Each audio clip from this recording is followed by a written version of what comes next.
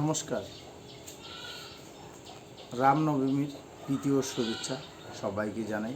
আপনারা সবাই ভালো থাকুন, সুস্থ থাকুন এই কামনা করি।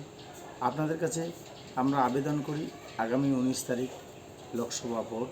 এই ভোটে ভারতীয় জনতা পার্টির মনোনীত প্রার্থী ডক্টর জয়ন্ত কুমার রায়কে পদ্মফুল চিহ্নে 1 নম্বর বোতাম টিপে আপনারা জলপাইগুড়ি লোকসভা কেন্দ্রকে এগিয়ে নিয়ে যাওয়ার জন্য নরেন্দ্র মোদীজিকে উপহার দেবেন।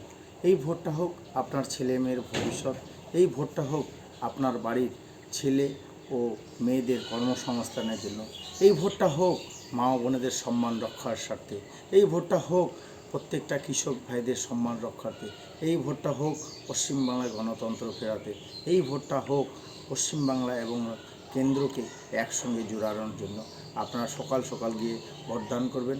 আপনারা ভালো থাকবেন, সুস্থ থাকবেন এই কামনাই করি। নমস্কার।